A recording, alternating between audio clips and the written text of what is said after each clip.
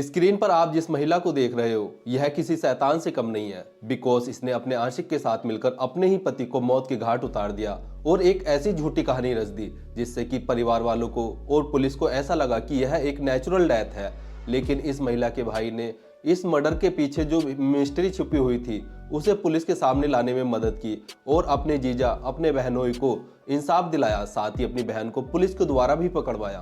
और जब इस घटनाक्रम का खुलासा हुआ और जिसने भी इस घटनाक्रम के बारे में सुना हर कोई सोचने पर मजबूर हो गया कि भला एक औरत ऐसा भी कर सकती है। नमस्कार दोस्तों, मेरा नाम पुष्पेंद्र कुमार सैनी है और आशा करता हूं कि आप सभी ठीक होंगे। दरअसल कानपुर के बिटूर थाना क्षेत्र में 20 जनवरी की सुबह सुबह जब आदिप की पत्नी सवाना सोकर उठती है और सोकर उठने के बाद वह सुबह के अपने जरूरी कामों को करने लगती है, लेकिन सवाना का पति जो आदिप होता है वह सोकर नहीं उठता है। तो सवाना आदिप को उठाने के लिए जाती है लेकिन वह मरा हुआ होता है। अब सवाना जो है जोर जोर से चीखने चिल्लाने लगती है, जिसके कारण सवाना के परिवार वाले और जो आसपास के पड़ोसी होते हैं वह वहां पर इकट्ठा हो जाते हैं। तो उन्हें पता चलता है कि आदिप की मौत हो चुकी है।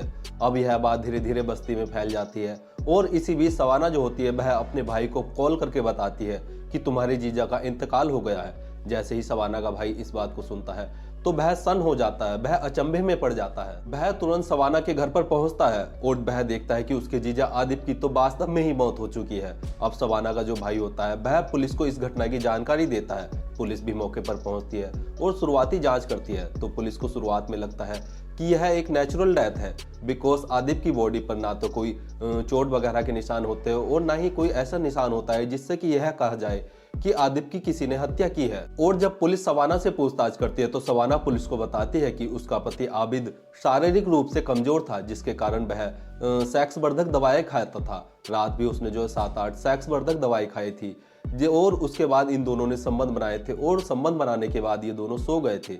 लेकिन सुबह होते होते आबिद जो है वह सोकर नहीं उठे थे। अब पुलिस सवाना की इस बात को सुनकर सोचते हैं कि यह एक नेचुरल डेथ है। बिकॉज जब पुलिस आदिप के कमरे की और उसके कपड़ों की जांच करती है तो पुलिस को सेक्स वर्धक दवाओं के 7-8 रैफर खाली मिलते हैं और कुछ दवाएं बची भी हुई थी, जिससे कि पुलिस को भी लगता है कि ओवरडोज होने के कारण जो है आदिप की मौत हो गई है। और इसके बाद पुलिस आदिप की डेड बॉडी को पोस्टमार्टम के लिए भेज देती है।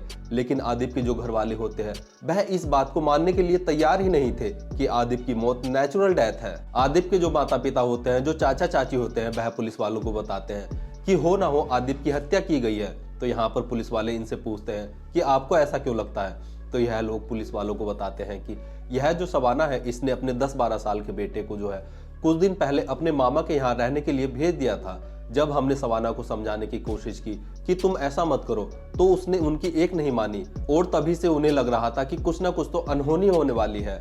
और साथ ही ये जो आदिप के घर वाले होते हैं पुलिस को यह भी बताते हैं कि आदिप शारीरिक रूप से कमजोर भी था और वह सवाना के साथ मारपीट भी करता था। और हमें यह भी लगता है कि यह जो सवाना है इसका किसी गैर मर्द के साथ जो है संबंध भी थे और इसी बात को लेकर इन दोनों के बीच जो है अक्सर लड़ाई झगड़े रहते थे। लेकिन पुलिस को अभी भी यही लग रहा था कि यह एक नेचुरल डेथ है। बट 22 जनवरी को जब आदिप की पोस्टमार्टम रिपोर्ट आती है तो पुलिस को पता चलता है कि आदिप की मौत नेचुरल डेथ नहीं है बल्कि आदिप की गला दबाकर हत्या की गई है। पोस्टमार्टम रिपोर्ट को देखते ही पुलिस समझ जाती है कि जो आदिप के घर वाले बता रहे थे वह बिल्कुल सही है। तो पुलिस भी बिना देरी किए हुए सवाना को अरेस्ट करती है और जब सवाना से पूछताछ करती है तो सवाना भी यही बोलती है जो हर मुजरिम बोलता है कि वह निर्दोष है, उसने कोई भी गुनाह नहीं किया है। बट पुलिस जब थोड़ी सख्ती के साथ सवाना से पूछताछ करती है तो सवाना सब कुछ सच सच बता देती है और वह बताती है कि उसने अपने आशिक के साथ मिलकर आदिप की हत्या की है और शक्तिवर्धक दवाओं की झूठी कहानी बनाई है, जिससे कि सबको यही लगे कि यह एक नेचुरल डेथ है। और उसको यह नहीं पता था कि पोस्टमार्टम रिपोर्ट से आदिप के मौत का कारण पता चल जाएगा। अब आगे पुलिस सवाना से पूछती है कि आखिर तुमने अपने पति आदिप को क्यों मारा जबकि तुम्हारा 10-12 साल का एक बेटा भी है। तो यहाँ पर सवाना पुलिस को बताती है कि उसका पति जो है शारीरिक रूप से कमजोर था और इसी कारण वह सवाना की जो है शारीरिक इच्छाएं जो होती है उन्हें पूरा नहीं कर पा रहा था और इसके कारण उसने शक्तिवर्धक दवाई लेना शुरू कर दिया था। लेकिन धीरे धीरे इन दवाओं ने भी असर करना बंद कर दिया था। मतलब आदिप का शरीर इतना कमजोर हो गया था कि उस पर इन सेक्स वर्धक दवाओं का कुछ भी असर नहीं होता था और इसी बात को लेकर आदिप और सवाना के बीच अक्सर लड़ाई झगड़े रहते थे। और इन लड़ाई झगड़ों के कारण ही इन दोनों के बीच काफी ज्यादा दूरियां हो जाती है और ये दोनों बात करना भी कम कर देते हैं। अब आदिप जो होता है यह दिन में अपने काम पर चला जाया करता था और सवाना घर पर अकेली रहती थी और यह अपने अकेलेपन को दूर करने के लिए, अपनी तन्हाई को दूर करने के लिए सोशल मीडिया का सहारा लेती है और सोशल मीडिया पर यह नए नए लोगों से बातचीत करना शुरू कर देती है। और इसी दौरान फेसबुक पर सवाना की मुलाकात उन्नाव के रहने वाले रेहान नाम के लड़के से हो जाती है। सवाना ने अपने फेसबुक पर अपनी जवानी का फोटो लगाया हुआ था और जो रेहान होता है इस फोटो को देखकर वह सवाना की ओर आकर्षित हो जाता है। जबकि सवाना और रेहान की उम्र के बीच 17 साल का फासला है, मतलब रेहान जो है सवाना से 17 साल छोटा होता है और रेहान की उम्र फिलहाल जो है 23-24 साल बताई जा रही है, जबकि सवाना की जो उम्र होती है वह 40 से 41 साल के पास है। अब रेहान और सवाना के बीच घंटों घंटों बातें होने लगती है और ये दोनों एक दूसरे को अपने बारे में सच सच बता देते हैं। लेकिन अब तक इन दोनों का प्यार जो है परवान चढ़ जाता है और ये दोनों एक दूसरे की उम्र का लिहाज किए बिना होटल में मिलना शुरू कर देते हैं और इन दोनों के बीच शारीरिक संबंध बनना शुरू हो जाते हैं और ये दोनों जो है साथ जीने मरने की कस्में खा लेते हैं। अब उन्नाव और कानपुर के बीच की दूरी जो है 20-25 किलोमीटर ही है, तो यह जो रेहान होता है यह कभी कभी सवाना के घर पर भी आ जाया करता था।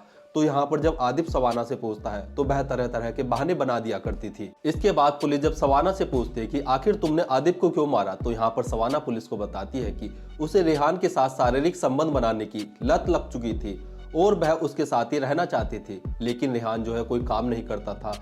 तो इसी कारण उसके दिमाग में एक खौफनाक प्लान आता है जिससे कि वह सोचती है कि आदिप के मरने के बाद जो है उसकी सारी प्रॉपर्टी उसकी हो जाएगी और वह आगे की जो जिंदगी है वह रेहान के साथ हंसी खुशी गुजर बसर करेगी और इसी कारण उसने जो है आदिप को मारा था। सवाना ने अपने आशिक रेहान के साथ मिलकर एक खौफनाक घटना रची। सवाना ने जो है जिस दिन आदिप की मौत हुई थी उस दिन आदिप को उसने सुबह से ही रिझाना शुरू कर दिया था, जिससे कि आदिप को भी लग रहा था कि आज सवाना का जो है संबंध बनाने का मन है। और सवाना भी यहाँ पर आदिप से बोलते हैं कि आज तुम कुछ ज्यादा शक्तिवर्धक दवाई लेकर आना। तो यहाँ पर आदिप भी जो है 10 के करीब जो है शक्तिवर्धक दवाई लेकर आता है और जैसे ही रात होती है तो आदिप उन सेक्स वर्धक दवाओं को खाता है और सवाना के साथ शारीरिक संबंध बनाने के बाद सो जाता है।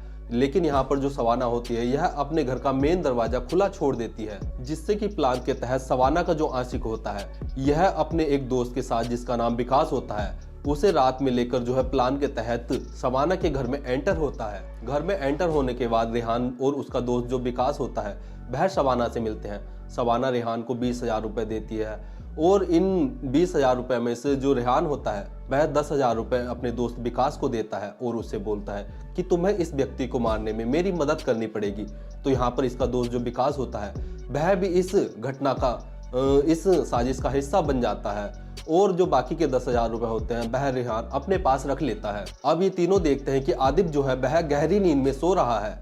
तो यहाँ पर विकास जो होता है वह आदिप के पैर पकड़ता है और रेहान जो होता है वह आदिप के हाथ पकड़ता है और जो सवाना होती है यह किसी कपड़े की मदद से या अपने हाथों से आदिप के गले को घोट देती है और कुछ देर तड़पने के बाद आदिप भी दम तोड़ देता है और मर जाता है। आदिप के मरने के बाद रेहान और उसका दोस्त विकास जो है वह कानपुर आ जाते हैं और सुबह होते होते यह जो सवाना होती है यह चीखना चिल्लाना शुरू कर देती है, जिससे कि वहां पर लोग इकट्ठा हो जाते हैं। लेकिन सवाना का यह प्लान जो है सक्सेस नहीं हो पाता है और वह पकड़ी जाती है। साथ ही पुलिस जो है रेहान और उसके दोस्त जो विकास होता है उसे भी गिरफ्तार कर लेती है। फिलहाल पुलिस चार्जशीट तैयार कर इन तीनों को कोर्ट में पेश करने की तैयारी कर रही है।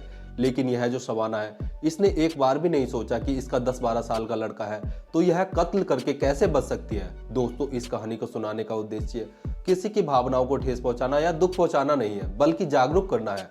धन्यवाद।